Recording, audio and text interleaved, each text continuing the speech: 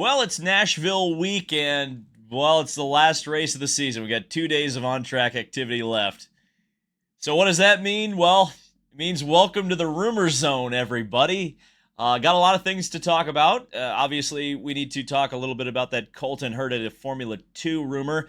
The IndyCar schedule is coming into focus closer. It's not quite there yet, but I've got some interesting things that I've heard about it. Extremely interesting things. I think you're going to want to stay tuned for that. And also, we need to talk about Alex Palou and Red Bull. I listen. There are no secrets here. I've signed with Red Bull for next year, so I don't know. We're gonna have to resurrect PKV racing, but we'll call up somebody. Hey Jimmy Vasser, I got an idea. I'm putting together a plan. But yeah, so I guess we'll start with Palou to Red Bull because Nathan Brown put out an article on Monday talking about this particular rumor that Red Bull has interest in bringing in Alex Palou in a second seat for next year for their Formula One team. And there was a news conference yesterday featuring Chip Ganassi in which he called that particular rumor clickbait and said there was no one quoted and said that there should be some checks and balances on the journalistic integrity of that particular piece.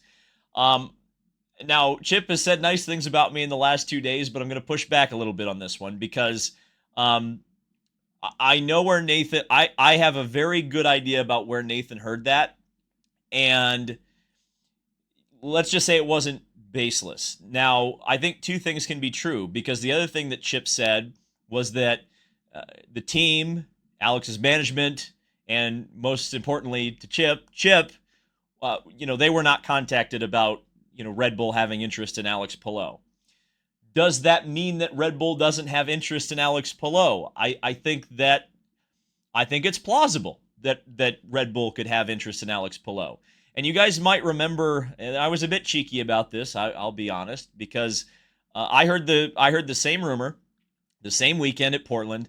Even though I wasn't at Portland, I heard it through the grapevine, and I know where it came from. And the only reason I think it's plausible is the same reason I said in the Portland video, which is this: if you're Alex Palou, and if there's any hint that you want to still go to Formula One, and Red Bull calls you, which they haven't done yet, according to that entire camp, but let's say Red Bull calls him. You take the call, number one, and I think you consider it. Now, do you actually sign there? Yes, Max Verstappen is still driving at Red Bull, which should say something about, the potential upside of that team. But you've lost Christian Horner. You've lost Adrian Newey. You have a new in-house power plant designed by Red Bull, attached to a hybrid system designed by Ford, and that's an unknown. The car design, an unknown. All of the things with Red Bull, except for Max Verstappen, new team principal, unknown.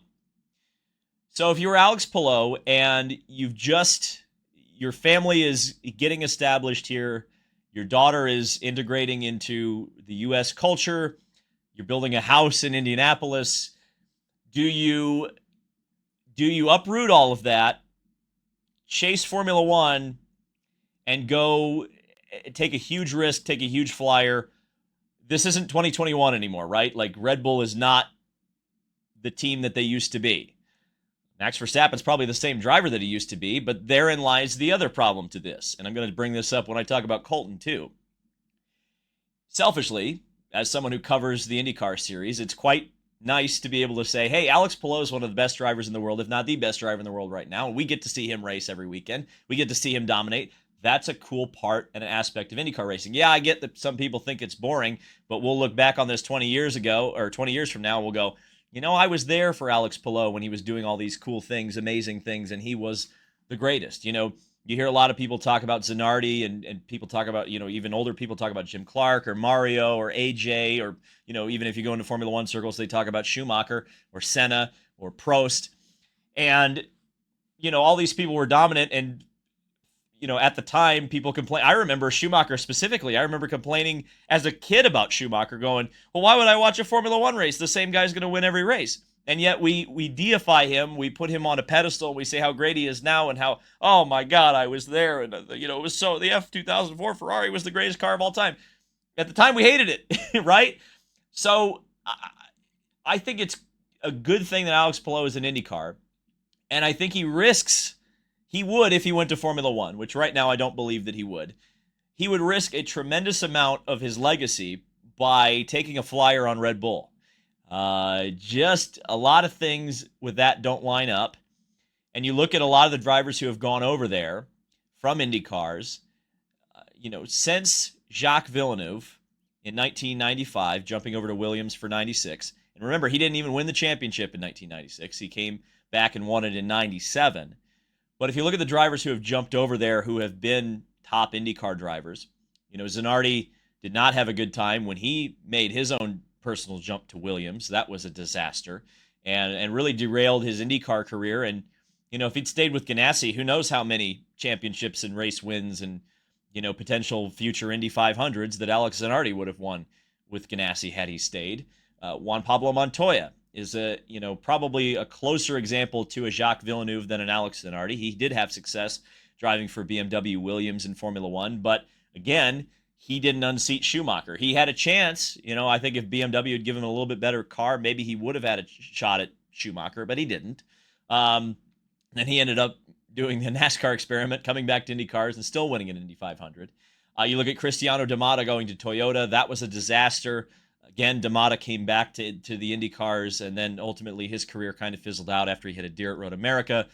And then Sebastian Bourdais, positioned himself very well. If you kind of look at history, he put himself at Toro Rosso at the exact right time, right before, he was positioned in that Red Bull program right as Red Bull proper was about to go right to the front of the field. But then, of course, there was another guy named Sebastian at that team as well, Sebastian Vettel. And ultimately, Vettel made Bourdais look a little bit silly. Vettel won a race at Toro Rosso, ended up at Red Bull, and the rest was history there. So, would I want to see Alex Palou go there and get his what kicked in by Verstappen? By the way, I don't think that would happen. But there's always the potential that would happen, and that would be bad for IndyCar racing. So I'm quite happy having him here and having the what if linger. I would much rather have people go, man, he's the best IndyCar driver of all time, and golly gee whiz, if he'd only gone to McLaren when he signed with them, he could, he'd have a world championship in XYZ. I think that's better for the sport long term than having him go over to Red Bull or any but other Formula One team that's not McLaren, which ironically, that's not going to happen, right? So, this whole Alex Palou thing to Red Bull, like plausible that they have interest. Is it plausible that he will go? I don't think so. Colton Herta to Formula 2. This is an interesting rumor, again, by Nathan Brown. Nathan's been digging. And this is an interesting one because this was one that I had not heard. I had some of the details.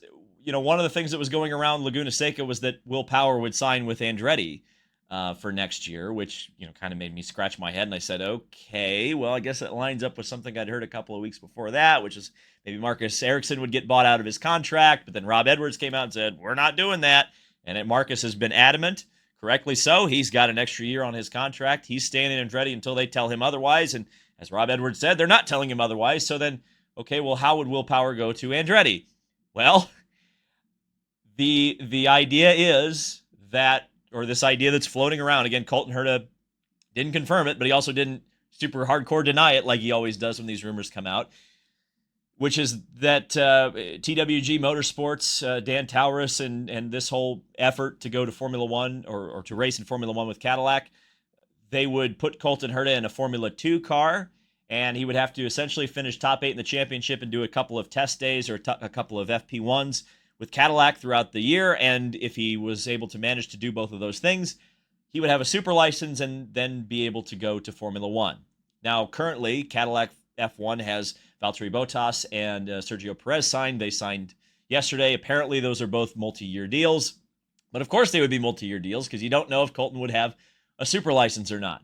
And as one of the highest paid drivers in IndyCar racing, Colton Herta essentially has an F1 deal right now. He's getting paid like an F1 driver, but he doesn't race an F1. So if you're TWG and you have a Formula One program, this makes some sense. If Colton Herta is your driver and you believe that he could, cut it in Formula One, and if it's important to Cadillac and General Motors to have an American driver, and if it's important to TWG, a lot of these things make sense.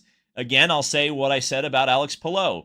Do you want Colton Herta? I mean, my God, it would be the worst thing in the world for the sport. And I'm not saying this would happen because I have a lot of faith in Colton's talent, but it'd be the worst thing in the world if Colton goes to F2 and runs 20th.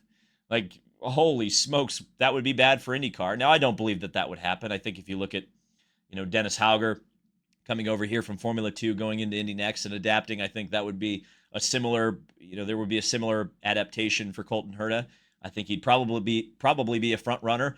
But of course, the question as well with Formula 2 is what team would TWG buy into to get Colton that seat? You would certainly hope it would be a top team, but there's never a guarantee of that. And again, money's not an issue. So that presumably they would be able to get Colton everything that he would need. But again, I would say this one's more plausible than the Palou to Red Bull thing. But a lot of the things that I said about Palou completely apply to Colton too. You don't want him to lay an egg if you're an IndyCar fan or someone who has a stake in IndyCar. If he goes over there, you want him to dust the Formula 2 competition. You want him to get to Formula 1 and look good there because it'll make all of our drivers and teams look good, which I think they should. Yeah, it's plausible. And it would be odd. I mean, are we covering, is this weekend Colton Herta's last IndyCar race?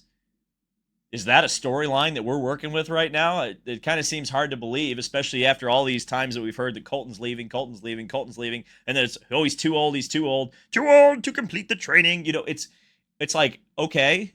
And now we're like, when did these rumors start? Colton to Formula One, like 2021?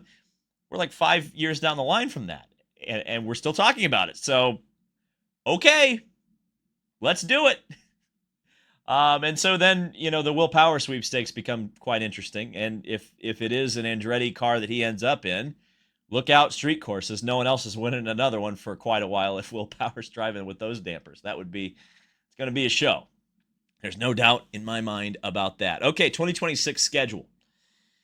2026 schedule. So let's knock some of the easy ones off. I've mentioned it a couple of times before. Sounds like the Toronto race, at least for next year, is moving to an airport somewhere in the Ontario area. That's not new news. I'm looking forward to seeing what the layout looks like and specifically what airport they decide to use.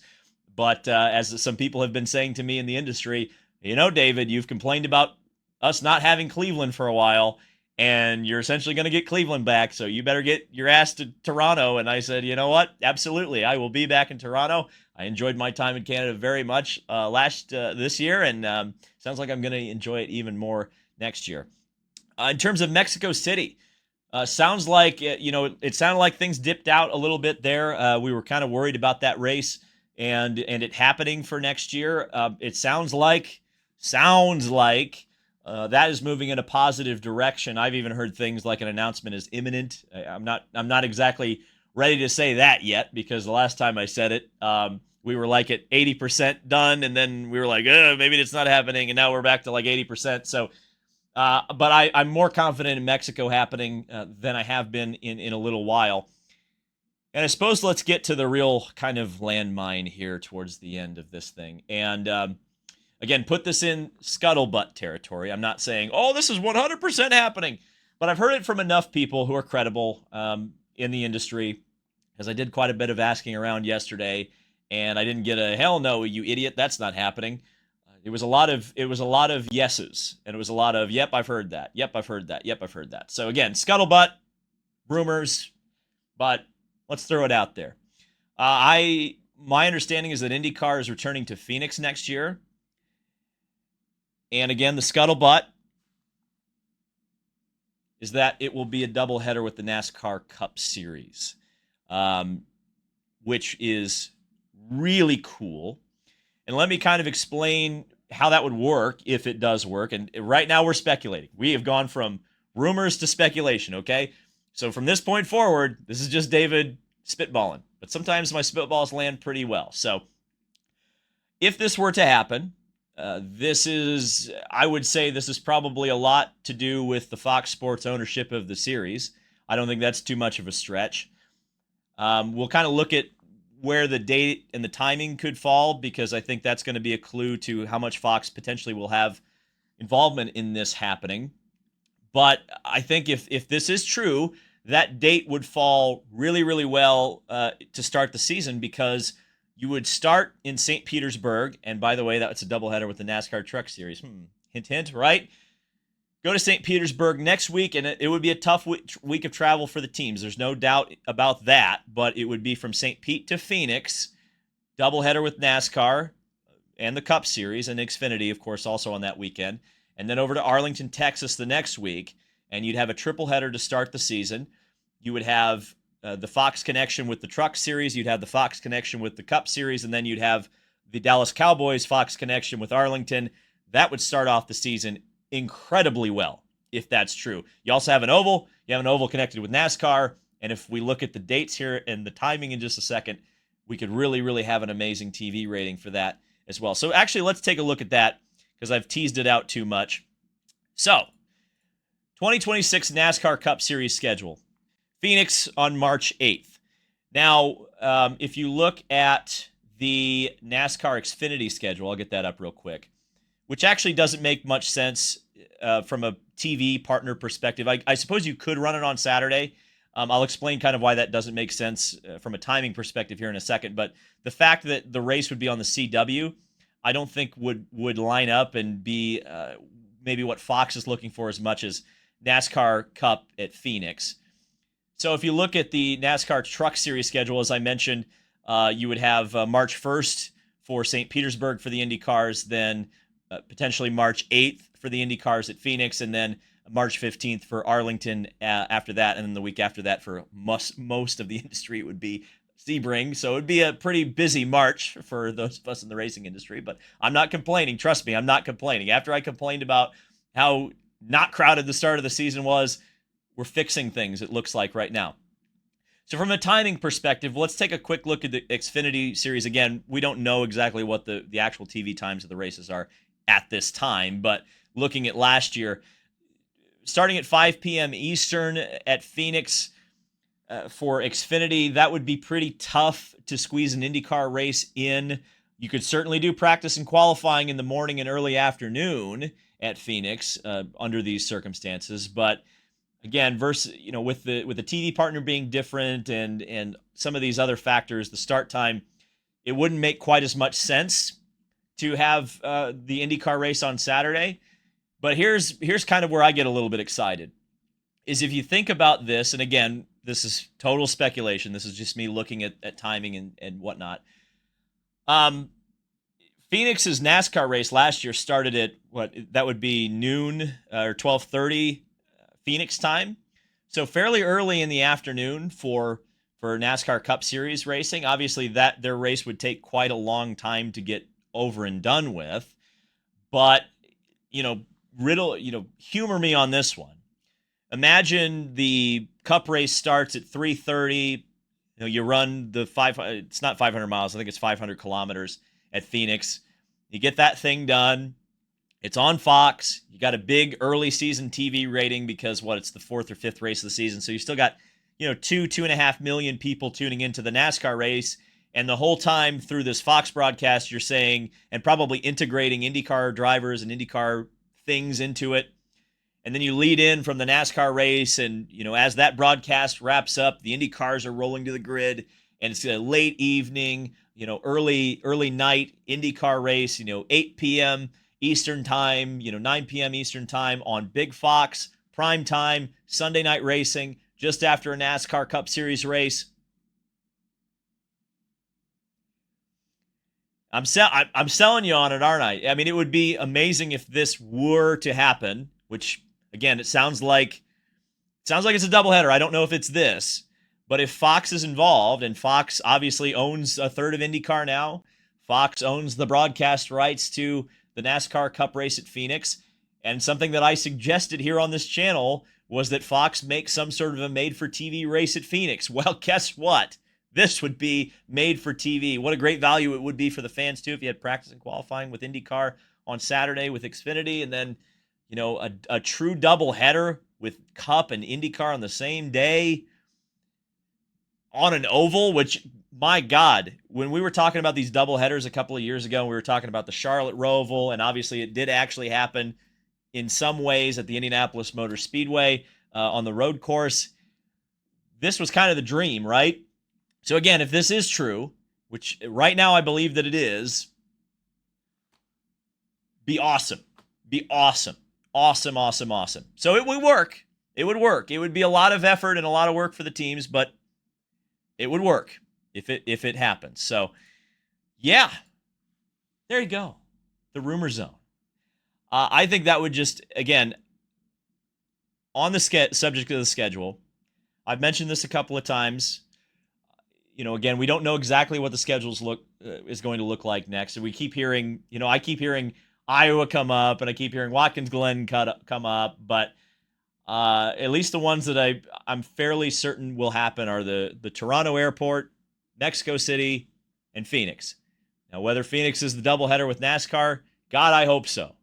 Because I just sold myself on it. I hope I sold you on it. And I think that would be great integration with Fox.